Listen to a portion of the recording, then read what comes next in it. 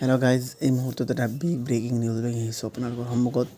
আজি বিধানসভাত কিছু জ্বলন্ত সমস্যা লৈ বিৰোধী দল কি ঘোষণা কৰিলে আৰু বিৰোধী দলে অসম চৰকাৰক কি বাধি দিলে যে অসম চৰকাৰৰ বহু জ্বলন্ত সমস্যা লৈ। তো আপোনালোকে ভিডিঅ'টো পোনপ্ৰথমৰ পৰা ৰাষ্ট্ৰবাদী চাওক। কিছু জ্বলন্ত সমস্যা এই বাজেটৰ দ্বাৰা যেটো সমাধান কৰিব লাগিছিল, কিন্তু তাত বাজেটখনত আমি দেখা নাপালোঁ। শিক্ষা বিভাগৰ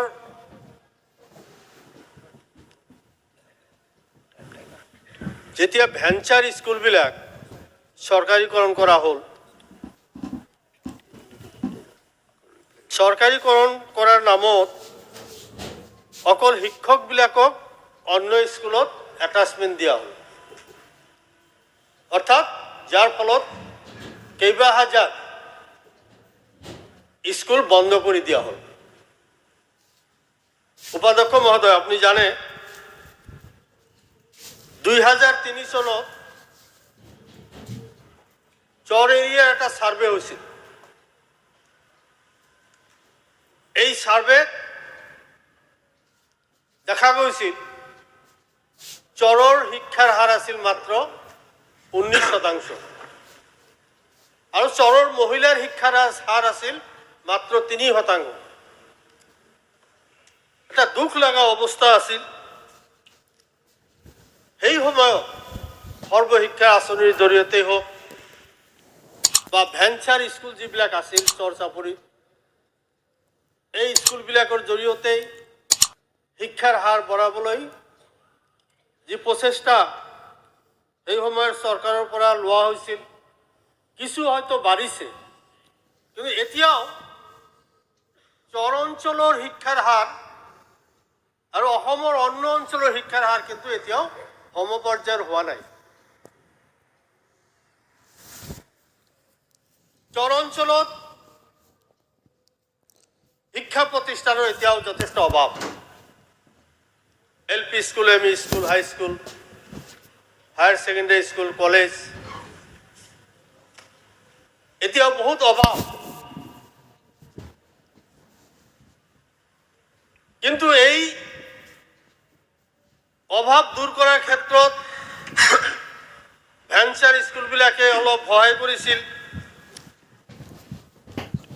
কিন্তু ভেঞ্চাৰ স্কুল লোৱা বন্ধ কৰা হ'ল। ভৱিষ্যতে আৰু নল'ব বুলি চৰকাৰে ইতিমধ্যে ঘোষণা কৰিছে।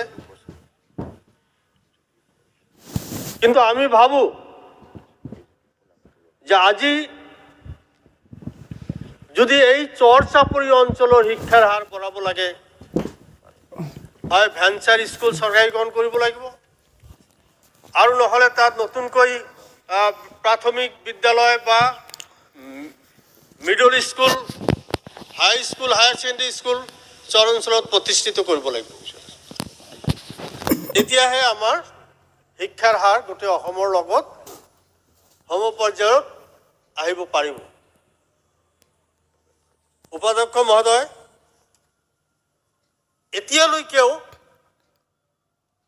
যদিও শিক্ষা ভেঞ্চাৰ স্কুল চৰকাৰীকৰণ কৰা নহ'ব চৰকাৰৰ ফালৰ পৰা কোৱা হৈছে, তথাপিও দেখা গৈছে যে এতিয়াও বহুত ভেঞ্চাৰ স্কুল বিভিন্ন অঞ্চলত প্ৰতিষ্ঠিত হৈ আছে, চলি আছে, শিক্ষাদান চলি আছে, তাত ল'ৰা ছোৱালী আছে, ছাত্ৰ ছাত্ৰী আছে।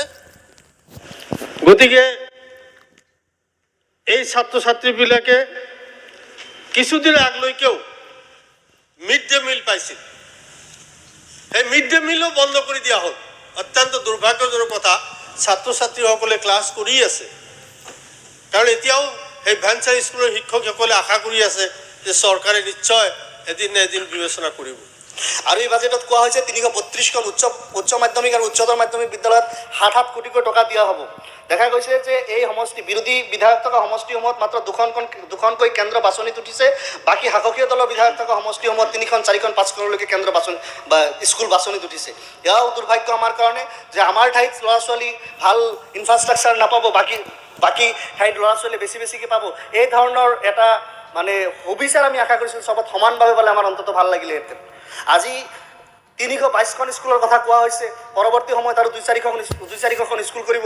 কিন্তু এতিয়াও যিসমূহ স্কুল, যিবিলাক মিডিয়াম ছাইজৰ স্কুল, যিসমূহ স্কুলত 300 বা 400 ল'ৰা ছোৱালী আছে বা 200কে 300ৰ ভিতৰত আছে, সেইসমূহ স্কুলত মাটিও কম, সেই ঠাইবিলাকতে 7 কোটি টকাৰ প্ৰজেক্টটো কৰিব নোৱাৰি।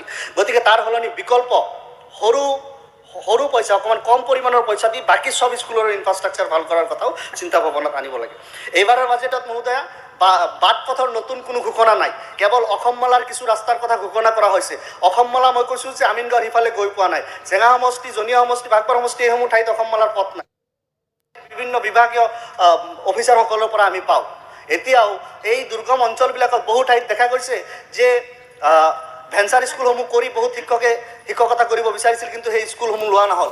আজিৰ দিনতো যদি অন্তত দুৰ্গম ঠাইত, মই 1 মিনিটত শেষ কৰিছোঁ, এই দুৰ্গম ঠাইত মানুহখিনিৰ কাৰণে যদি স্কুলৰ সেই স্কুলসমূহক যদি তেওঁলোকক টিউটৰ হিচাপে লৈ যদি তাতে থকা এক্সিষ্টিং স্কুলসমূহত তেওঁলোকে এডজাষ্ট কৰা হয়, মই ভাবোঁ যথেষ্টখিনি উপকাৰ হ'ব।